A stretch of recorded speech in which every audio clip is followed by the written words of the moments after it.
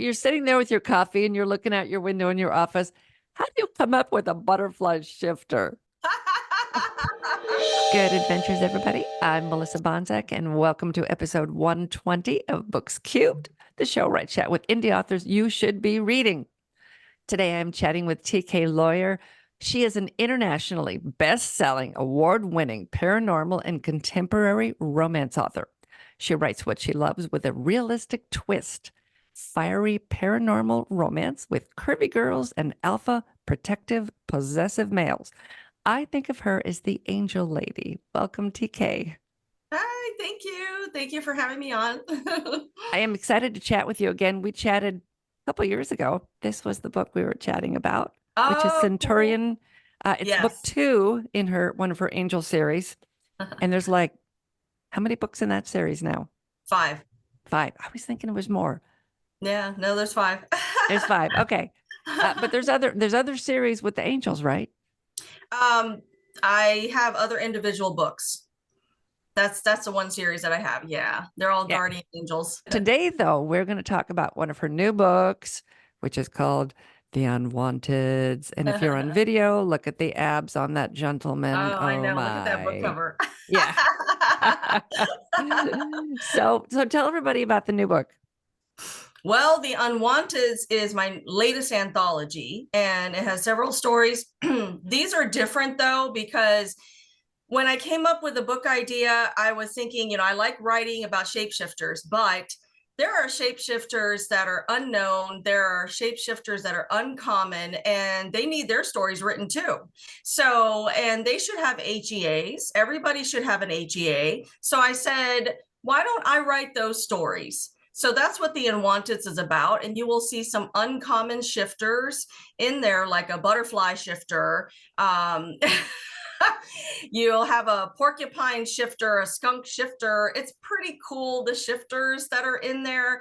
I don't believe there's another book out there that has these strange kind of creatures that you don't think about, because usually when you think about shapeshifters, you think about tigers and bears and lions and dragons. But these are your other shifters. These are the ones that have been shunned by the shapeshifter community and laughed at. Now, for people who don't know, what does HEA stand for? Happily ever after. And those are important. You have an HEA in all your books? Yes, I do. There's some people that don't want to pick one up if there's not an HEA. Right. And that doesn't bother me. I'm fine if there's no HEA. I probably lean the other way. I'd kind of rather there wasn't. But I'm not a romantic. I always thought I didn't like romance as much as other genres, but I realized finally I really like shifters Mm, and I really like locations that are places I want to visit, all right. especially when the location becomes a character in the book. So when you come up with settings, do you decide, do you want to stick them, do you want to stick them right in the population, or do you have specific places you want your shifters to end up? Well, it depends on the shifter. For instance, my holiday book, my Christmas holiday book, Jingle Bear, he is based in the mountains. So he's kind of, and he's a black bear. So he's kind of reclusive, kind of. So he's in a log cabin in the mountains. He's not really amidst the population, but he does work. So he has his little pizza cafe. So he has to earn a living. All the shifters have to earn a living. So he does go to the city kind of, but his home is like where he can run and be free. So it really depends on the shifter. Like when I'm writing a vampire shifter, they're in the middle of everything because, that's just who they are.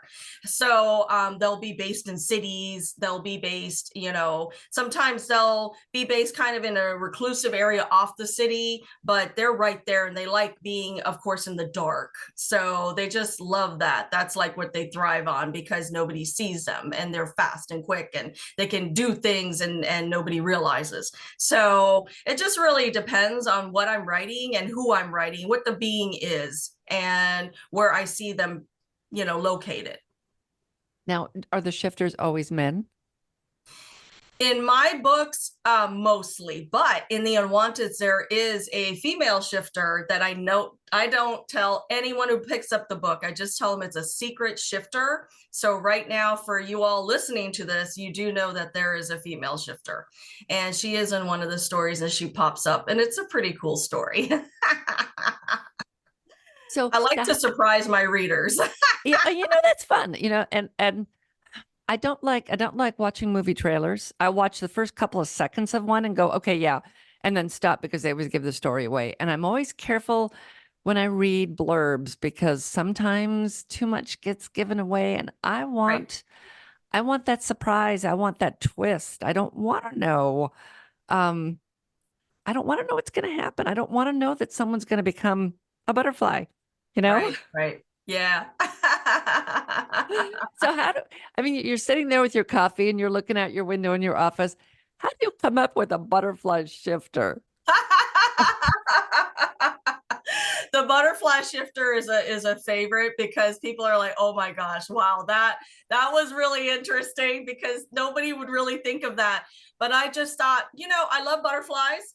I just think they're beautiful, and I'm thinking, uncommon shifters. What is one of the more uncommon shifters would be a butterfly shifter? Like, what do you think they can do? So then I thought, let me think what they can do for a job.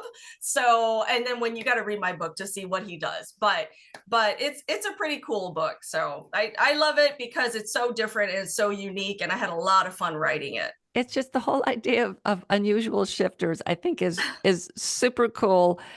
And yeah, don't want to give anything away. So you definitely have to pick up the book. I mean, my God, look at the cover if you're watching on video. I mean, that's just enough. Yep, that'd be enough. Like, okay, yep, gonna get that. Gonna get that. So shifters, I mean, the shifters are great. Do you going to continue writing shifters, or is there Oh yeah. or is there so what is next for you with shifters? The I mean, how do next you one. top butterflies? Right now, I am in the middle of because I go between angels and shapeshifters. So right now, I'm in my work in progress is about an angel, and he is like kind of like the usher, the gatekeeper of heaven. So I'm so I'm writing my work in progress is that, and then I do have a shapeshifter series in the future that I'm thinking about. It's 5 books. It's going to be a series, and it's truckers. So literally, this is a bad boy brigade trucking company, and they work for the brigade. They're bad boys, and they're all truckers, and they're all shapeshifters. So that's going to be my next series. I do have also another one that I am going to follow with the Unwanteds later on. I believe I will also have unwanted shapeshifters in there. I just got to think of some really unique ones because I just love writing the unique stories. So that'll be later on. But I've got so many things, so many works in progress in my mind. It's crazy. It's like I need a ghostwriter to do all this. It's nuts. Yeah, most definitely. Do you have a schedule? Do you sit down and write every day at a certain time, or how do you handle it? I mean, you put out a lot of books. How do you do it? It's kind of tough for me because I work full time, and I don't really have that much time afterwards to write. So I don't really stick to a schedule. And plus also I kind of write based on my moods. So if I'm in the mood to write, or if I am interested, or if I come up with a new idea, because I'm what they call a pantser. So literally I just write off the top of my head. I don't outline anything. I just, if the scene comes to me, if I'm inspired, I'll sit down. Sometimes I literally have to force myself. I just sit down for a little bit, and the words just flow. But if I'm really not in the mood, or if I got other things going on, or if I'm feeling real low one day or whatever, I'm not going to write, because I know whatever I write is not going to be good. So I'm not going to write if I'm not feeling well. It's just going to come out on the pages. Yeah, and you're probably like most authors, and anybody who's a newbie out there that thinks that only sitting at the desk is writing. It's not true. You are Yeah. thinking about your product all the time, Right. and story ideas are going through. And it's actually a good idea to talk your stories out loud. Do you do that? I do. I do. I will actually enact scenes out loud. So if anybody saw me here, they think I'm nuts because I will literally go, okay, this person's going to say this. And then how are they going to act? And how do I actually, because really when you do an action, like even just waving your hand or whatever, how do you actually write that down so readers know they're waving their hand in a certain way? Or, what I'm saying? It's just, that is tough for me. Actually, the action part, okay, how do I translate that into words? The conversation is easier. Yeah. Do you write out in public? Because I could just see people waving at you thinking that you're talking to them. Right? That would be nuts. Yeah. No. When I'm out in public, I try to like keep it low. You're like in my mind, okay, this is what they're gonna do. No one knows what I'm thinking. It's all a secret. But when I'm at home, I just let loose. Now, does every now and then inspiration will hit me, and I remember being in a Walmart and writing on paper towels because I Right. didn't have. It was before cell phones. I didn't have anything with me. Have you been ever struck where you were in a really odd place where you had Oh to yeah. write something down? Oh yeah, in the shower. My editor gave me a pad and paper that work in the shower, but Oh, without my cool. glasses, I'm blind. Oh no. So unfortunately it doesn't work for me. Yeah, no, I've had inspiration while I'm driving. I have to literally take the car off the road and write it down real quick. Or even like my sleep has been interrupted several times because I'll have a dream or I'll have an inspiration or something, just pop up in the middle and I'll have to write it down. So I try to keep a notepad by me. But yeah, when inspiration hits, that's when you just got to jot it down real quick so you don't forget. Yeah. Oh, yeah. Yeah. It's because if you don't write it down, you will wake up in the morning and go, wait a minute, there was something, Right, right. something. Yeah. And I do keep my cell phone beside the bed because I can't read my handwriting. Okay. And I know you've probably done this too. You've written a note and you see it later and think, and I was just going through my desk and I found a note and I thought, I have no clue what it means. Throw it away. It doesn't mean anything to me Right, at right. all. Yeah. That's true. Yeah. So that's a little tip for and anybody, any new authors out there. Definitely keep something. If you can't see, maybe have your cell phone within reach so you can grab it and make those notes in your cell phone. Now, when you go out in public, you do shows, and I see you at shows periodically, and I'm always excited when I see that you're going to be in my area, which you aren't often. I mean, you're all over the country at shows. What, as an author, what does being out in public at a show do for you? Well, the first thing is I can engage with readers, and I love that. There'll be readers that have met me, that know me, or that have read my books and love it, and I love meeting them. I just love it when someone's read a book and they really have enjoyed it. But also I like meeting people just in general. I'm just a people friendly person. So when they come up to my table, I'll talk to them. I'll see what they like to read. And if they like to read about, paranormal romance or even contemporary, since I write both genres, I'll just introduce them to my books and then maybe gain a new reader, at least gain someone's interest. At least they'll know me. So that's a good thing, always getting known.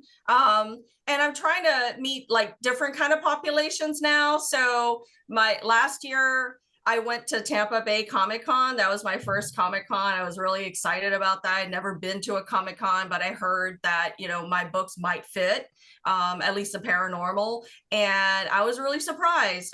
First of all, I felt very, very comfortable being among like the cosplay players and I love that atmosphere. It was just awesome. And so I'm hoping to go to it again this year. And actually coming up on the 20th is Central Florida Comic Con in Lakeland. So I will be there. That's my first book con. And I'm excited about that. It's my first time there. So I'll meet different readers. That's what I want to do is I want to like go out and just meet different readers who may not go to the book conventions, but may be interested in what I have, and what I have to write, what I have to say. Oh, I'm glad you mentioned that because Lakeland is, I don't know, I think it's within driving distance of me. And I didn't, I mean, I know there's probably Comic Cons in the area. I just Yeah. I don't go out looking for it, but I am going to Gen Con in August. My daughter and I, that's our girls trip is going to be Gen Con. And I'm really excited about, we're trying to figure out characters to dress as. Oh, cool.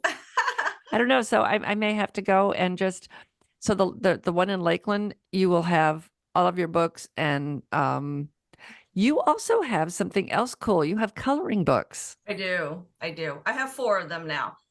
They're Because adult the last coloring show books. we were at, I saw people were very excited about getting your coloring books. Oh, What are yes. in your coloring books?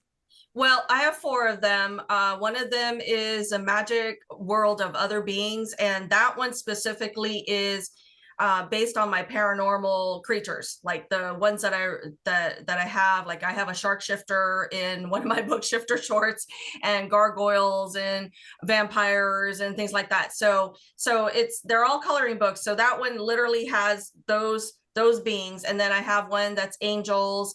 My latest one is called Words, and it's inspirational words. It's just literally just words to, just sometimes just reading a word can just give you inspiration or make you feel a certain way. Those are the kind of words that I have in that book, and then you can color them. And then also my last one, because I have a kitten fan group, so I wanted to kind of dedicate something to my kittens. So this one is based on cats. It's majestic cats. So it's Yes. all kinds of cats that you can color. And those are the 4 that I will be having at the Comic-Con. I will bring my paranormal romance. I don't normally bring my contemporary because there's not a lot of requests for that at Comic Cons I see. So I'll bring my paranormal. I will also bring cosplay ears. I have ears that I wear to Comic Con, so you can purchase those. I think I might bring my handmade jewelry too. So some of those will be there too. That's a great idea. I like when I go by a table and an author has cool bookmarks and I don't know, t-shirts and things like that. Do you have any other merchandise? I do have like bookmarks. Those are usually like if you buy a book, you might get a bookmark. You'll get like a swag bag. So anytime you buy a book, you're gonna get a swag bag from me. So it'll have all kinds of different things plus stickers. So there are like stickers in there. I know a lot of people love the stickers. I don't have t-shirts yet, but I do have a website that people can go to. It's through Teespring, I think it's called. So and you can go there and just purchase merchandise off of there that actually has my logo on it. Do you have a way for people if they can't get to a book signing where you're going to be, can they get an autographed copy from you? Yes, I do have an actual link. I don't know it off the top of my head, but I do have a link where they can purchase paperback books from me. And also my Shopify store will be opening soon, and that's called coffeecatbooks.com. So when you go there, you can purchase a paperback and I'll sign it and send it to them. Okay, we'll put this in the show notes. And if her shop is not open yet, we'll have her website so you can join her newsletter and you can find out when you can get autographed copies. Tell everybody one more time about this lovely book, The Unwanteds. The Unwanteds is your rejected shapeshifters that have been shunned by the shapeshifter community and are pretty much just like laughed at. The shapeshifter community they disregard them because they don't consider them really significant shapeshifters. So that's stories of some of the shapeshifters that are considered unwanted, and they have been rejected throughout society. And we've got at least one woman shifter there, but we're not going to talk about who it is because you need to be surprised. She's a surprise. It's a surprise. Yeah, it's the surprise. Yeah. So yeah, everything we talked about today will be down in the show notes. Please check her out. Seriously, you will not be sorry if you are an angel or a shifter romance reader. You definitely need to check her out. And if you're near where she's going to be, you have a list of your shows you'll be attending on your website? Not yet, but the one in Lakeland is my first one for the year on the 20th and the 21st, actually Saturday and Sunday. And my next one is Tropicon in St. Augustine, Florida, and that's next month. And so, like, if you go on Facebook, you can just put Tropicon, and then you'll see, where it's located. You'll see all the authors that are there. It's a multi-day event, so there'll be a lot of different things to do there also. Well, thank you so much for coming on today. And like I said, here's the book, The Unwanteds. And there's also this other lovely series about angels. And yeah, you just have to be looking them on video here. I mean, look at these guys. Yeah, yeah. That's Centurion something. is part of Yeah, the series, but it is a standalone. So everyone in the that's right. Guardian League Angel series is a standalone book. So you don't have to start with Jasper, which is the first book. And Centurion is my bad boy coffee drinker. He loves strong and hot things. So he's a favorite of mine. Yeah, I think that's why I picked that one up. Yeah, I do like that you don't have to read in any order, so you can dive in and get into it. So all right. Well, thanks again so much for coming on. And everything will be in the show notes, everybody. Please go check her out. Okay, bye. You'll find everything we discussed down in the show notes. But wait, don't leave. I have a lot more great indie authors for you to meet, so stick around.